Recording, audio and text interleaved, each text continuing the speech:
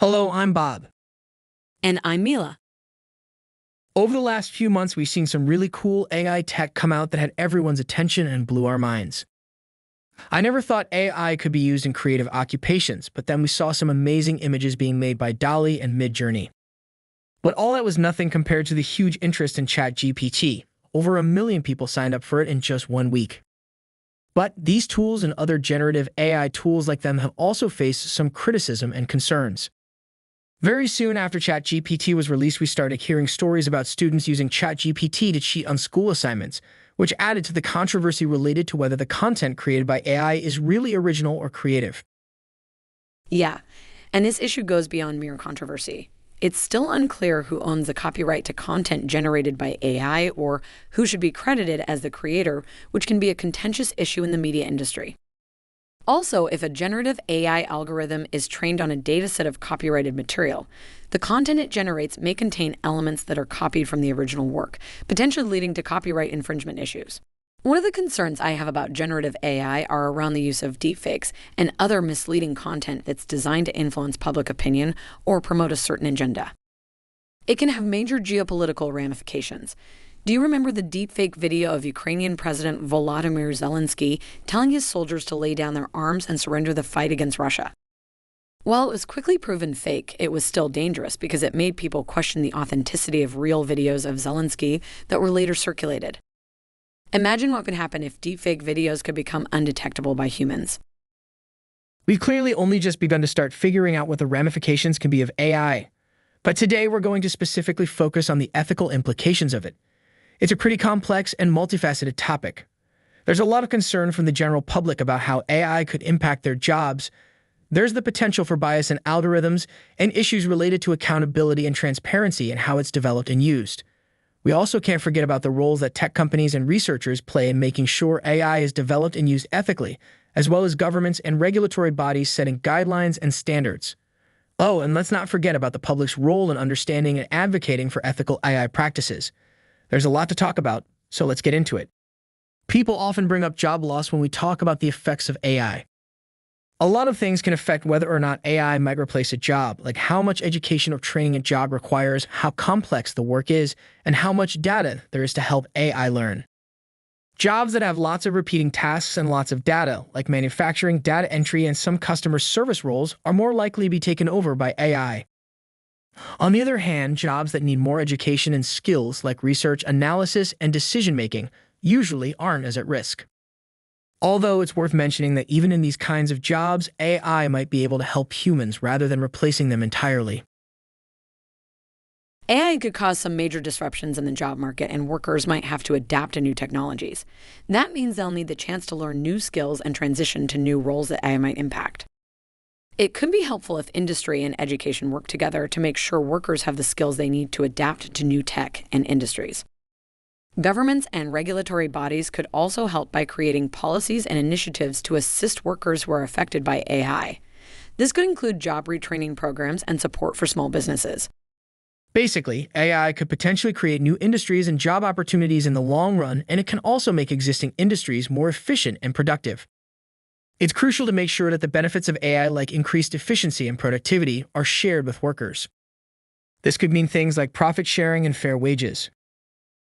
Another major ethics issue for me is bias. There have been numerous examples of AI systems that perpetuate and amplify biases present in the data they're trained on. One example is an AI algorithm called Compass that's used in the US to predict which criminals are more likely to reoffend in the future. It's used by judges to make decisions about things like jail sentences and bail amounts for these criminals. But there was this study by ProPublica that found that Compass was biased. It was more likely to predict that black criminals would reoffend in the future than it was for white criminals.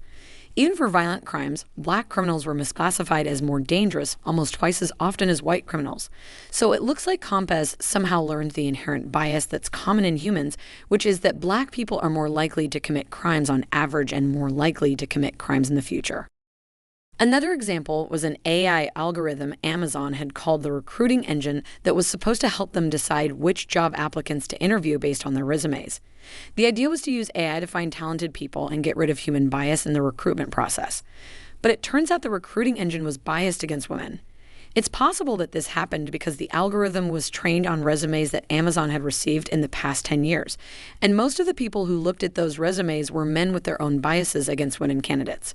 When Amazon checked out the algorithm, they found that it automatically scored down resumes with words like women on them, and it also automatically downgraded graduates of all women colleges. So Amazon ended up scrapping the algorithm and not using it to evaluate candidates for recruitment. It's really important to make sure that AI algorithms are not biased. One way to do this is to use diverse and representative data to train the AI systems. This can help reduce bias in the algorithms themselves. Another way is to check for bias regularly through methods like human review and fairness metrics. There are also some best practices that can help with identifying and fixing bias in AI systems. Using diverse data, regularly testing and auditing, and working with experts and stakeholders can all be helpful. Governments and regulatory bodies can also set guidelines and standards to make sure that AI is used ethically. Making sure that AI systems are transparent in their decision-making processes can help identify and address any potential biases, which can include providing clear explanations for how these systems make decisions. However, there have been concerns about the lack of transparency in this decision-making, which can make it difficult to identify and address biases or other ethical issues. There are a few different ways we can make AI systems more transparent. One option is to provide explanations for their decisions.